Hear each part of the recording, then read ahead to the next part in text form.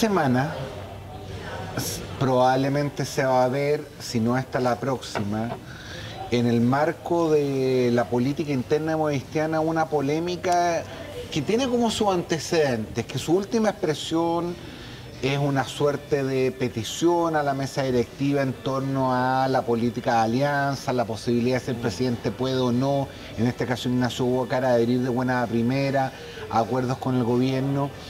Pero que haciendo memoria es un track anterior y tiene que ver con la disputa de Fernández Walker en ese minuto respecto de cuándo no ser oposición, qué tan cerca uno se sentía respecto al gobierno.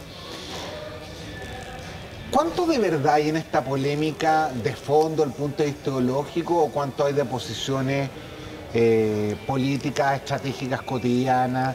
¿Te parece a ti que Ignacio Bócar ha sido una persona que ha engendrado dudas respecto a su vocación de oposición, o esto tiene que ver más con ciertos estereotipos que ya están instalados en la campaña y que han ido perdurando durante el primer año y medio de administración?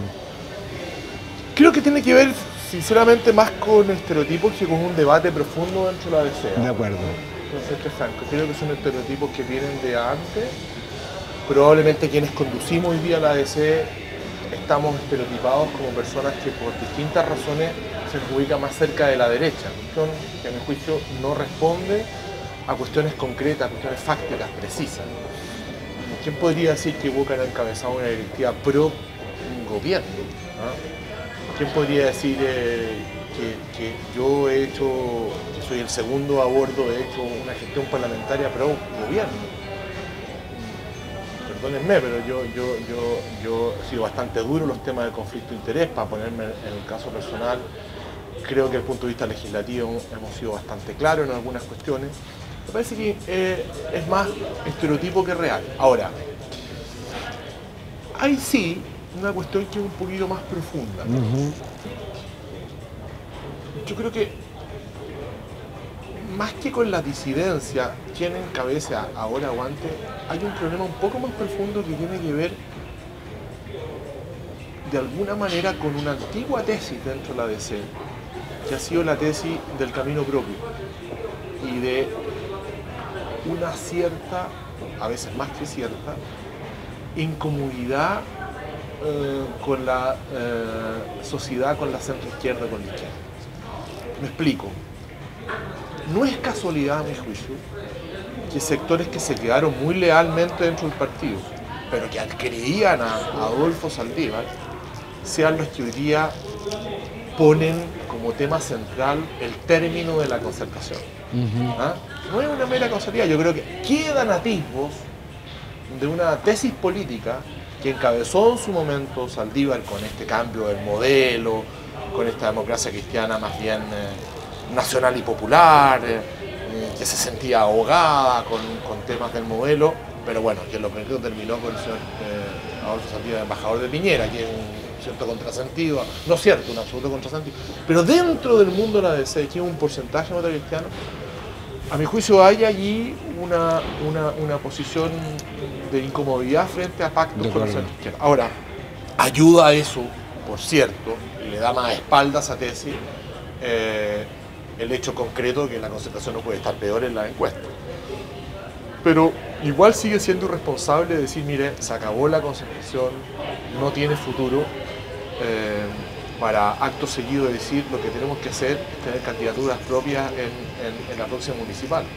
O sea, detrás de eso no hay una alternativa. O sea, yo podría entender que un número de cristianos diga, mira, no lo he escuchado, pero podría entender, mira, se acabó este pacto centro-izquierda, hay que pensar un pacto distinto, de centro, buscar sectores de centro de la derecha o de la izquierda. Pero no se dice eso, simplemente listas propias y pactos electorales después eventualmente en la parlamentaria. Pero eso, a mi juicio, es un contrasentido. Explícame una cuestión, porque te juro que yo no logro entenderla. Bueno, yo hay varias cosas que no entiendo. Pero que tiene que ver con una cierta esquizofrenia, porque de un mismo sector, sin personalizar con nombre y apellido, donde hay una dura crítica a la política de alianzas del Partido Cristiano, en la vieja tradición europea de preguntarse qué hace la ADC en una alianza centro-izquierda. En la tesis del camino propio, de la alianza chica, Adolfo Saldiero en su minuto, en fin, ¿cómo convive eso al mismo tiempo con una tesis de una democracia cristiana que se ha ido, en la crítica, que se ha ido derechizando, con una fuerte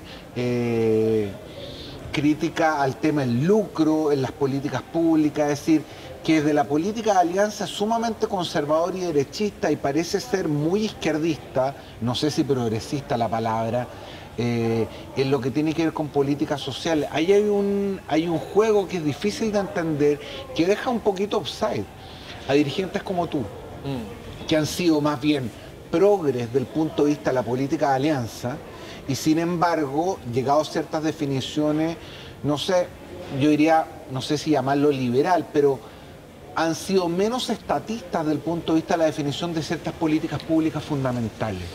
Yo creo que es cierto. Yo creo que no es fácil entender eso. Yo estoy de acuerdo, que no es fácil entenderlo. Porque yo creo que el gran aporte de la democracia cristiana a un gobierno, a estos 20 años de gobierno de centro-izquierda, y que a mi juicio sigue haciendo aporte en la construcción de una alternativa política a la derecha, es justamente poner estas connotaciones de centro a una alianza de centro-izquierda. De acuerdo. O sea, yo creo que fue de la esencia para el tipo de gobiernos que tuvimos el que hubiera una democracia cristiana cuyo establishment que estuvo en el gobierno y muchas veces condujo la democracia cristiana, entendía, por decir una cosa clara o un ejemplo claro, que en educación podía convivir el Estado con el legítimo lucro de los particulares. O entendía que en materia de crecimiento había que crear condiciones para la inversión sobre la base de tener inversiones con grados crecientes de regulación, pero inversión privada.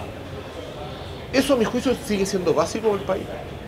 A mí de repente me preocupa que creamos que el camino para derrotar a la derecha triunfante en la última elección democrática es izquierdizar el discurso.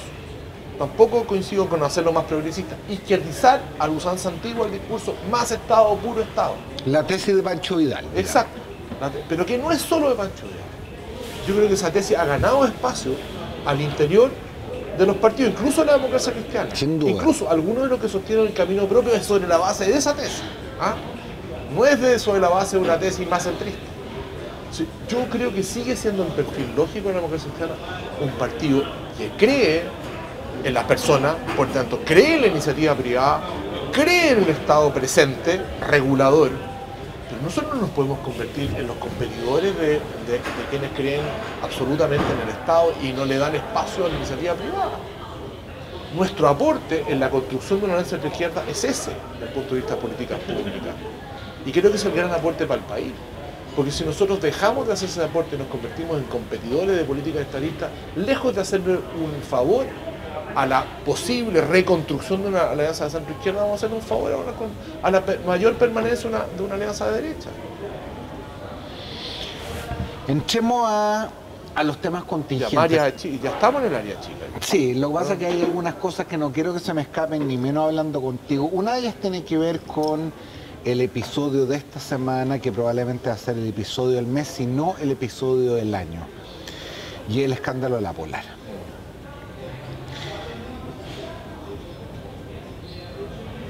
¿Qué es exactamente lo que pasó ahí? Tengo la impresión, Jorge, yo no soy un requete experto en el tema, pero el tema me interesa hace tiempo. Y he trabajado ese tema legislativamente, desde la mirada de la información privilegiada, desde la mirada de mejorar las leyes de gobierno corporativo, desde la mirada de empujar que tengamos un nuevo sistema de reguladores, no simplemente reguladores nombrados por la autoridad administrativa, sino que comisiones. Hemos presentado iniciativas legales en ese sentido, nunca nos han dado mucha bola, pero hemos ido ganando algunos espacios. Pero así todo, yo creo que todavía está demasiado cercana la situación como para sacar conclusiones definitivas. Empiezan uno a leer cosas interesantes. Hoy día leí, a propósito, en un diario de prensa no digital, una buena columna de Guillermo Larraín, en que entrega datos bien importantes. Uno de los datos importantes, el nivel de endeudamiento que tenía que poner con 2 bancos chilenos, no los nombra. pero era un nivel de endeudamiento en ambos casos sobre los 100 millones de dólares. Entonces una vez se pregunta, me decía que los bancos no sabían lo que estaba pasando. Hablaba con otro ejecutivo de empresa, da lo mismo quién, me decía, mira, pero si nosotros sabíamos hace mucho tiempo que algo raro había. Si no tiene explicación que mientras las otras empresas del retail tenían, producto de la crisis económica, aumento en las morosidades, la Polar no lo tenía. No tiene explicación que la empresa más chica del retail grande tuviera como promedio de endeudamiento a veces el doble de las retail más grandes. Entonces habían datos en el mercado. ¿Los vieron los reguladores? ¿Los vieron los auditores externos, que hoy día tienen muchas más atribuciones de acuerdo a la ley cooperativa? ¿Lo vio el directorio? Mira, yo en la mañana mandé un Twitter medio pesado, me lo han contestado bien algunos y algunos re pesados también, pero bueno, cuando uno manda una cosa pesada tiene que estar... Yo me pregunté lo siguiente. Lo más probable es que los directores, por no decir seguro, los directores de la Polar desde hace 1 o 2 años y los gerentes importantes de la Polar hayan recibido bonos, premios. Todo indica que esos bonos, si se dieron, fueron entregados sobre la base de una situación financiera ficticia. Absolutamente, como se ha demostrado. Mi pregunta era, ¿cuándo los devuelven? Que es una pregunta súper válida. Mira, esto va a salir después, pero a mí me parece increíble que el día viernes y el día sábado los directores y gerentes de la Polar no hayan pasado todo el día declarando ante un fiscal del Ministerio Público. Así hubiera ocurrido en Estados Unidos. Sin duda. Y yo tengo dudas que en Estados Unidos algunos de ellos hubieran pasado esa noche en la casa, para ser de franco. Hasta el momento no he sabido que se haya incodado una investigación. Yo mañana voy a oficiar dentro de la Cámara. Preguntando al Ministerio Público en base a su autonomía, no voy a meter, él decide. Pero, perdóneme, mire bien la ley 18.046 y la 45 y hágase esta pregunta. Y determinemos formalizadamente si aquí hubo conducta ilícita o no. Si eso es muy válido preguntarlo, pues si el daño, mira, por favor, hoy día cerró la transacción. La CBS llegó y dijo no se transa más. La debieron suspender porque ahí empezar los rebotes que se prestan para montones de... Pero déjame decirte una cosa. Es cierto que dentro del sistema no es tanto, pero los principales propietarios de la Polar en la AFP, un 24%. Un 24%. ¿Quién responde de esas pérdidas? ¿Quién responde de esas pérdidas? ¿Qué hizo la super de AFP? Entonces hay demasiadas preguntas. El mercado financiero chileno es un mercado financiero que tiene cosas importantes, pero requiere de mucho más regulación. Mira, a mí nunca se me va a olvidar una entrevista... ¿Pero en qué queda toda esta monserga de que el retail es probablemente una de las industrias más competitivas, de que pese a que eran pocos controladores, esto no iba a ocurrir? Lo que pasa es que quiero conectar esto para después. Quiero que terminemos de analizar esto, pero conectarlo un poquito para después. Si se empiezan a caer como algunos mitos, la calle se empezó como a perder la paciencia con esta weá. Y efectivamente, entre los abusos, las posiciones dominantes, la letra chica, el no saber quiénes son los dueños, pasa esto y como decís tú, probablemente son 5 o 6 días donde la mayor precaución de la autoridad pública tiene que ver con suspender las transacciones accionarias, pero respecto a las cuestiones fundamentales nadie se ha pronunciado todavía. Todavía no, yo creo que... Yo encuentro razón, coincido contigo absolutamente. La gente se empezó a cabrear. Y este tipo de cosas cabrean más si es que, mira, si en definitiva aquí no pasa nada como ocurrió en otras oportunidades, le habríamos hecho un grave daño a la convivencia. Yo creo que aquí hay una obligación de que pase algo. De si hubo responsabilidad de los directores, ahora tendrán que responder. Si hubo mala gestión o no escucharon las alertas temprano el mundo de los reguladores, bueno, tendrán que responder que habrá que modificar. En fin, pero no puede que no pase nada porque es demasiado grave el daño ocurrido a la fe. Porque entre otras cosas, con el dato que te diría, los accionistas acá son millones de chilenos que son tenedores de acciones a través de la AFP, entonces no es tan sencillo. El daño a la fe pública es súper complicado, más allá del caso en particular. Pero yo creo que nosotros estamos en un país distinto y no pueden quedar impunes este tipo de cosas. no pueden pasar por alto los conflictos de intereses, no pueden pasar por alto las ausencias de regulación, en fin, hay que meterse a contra.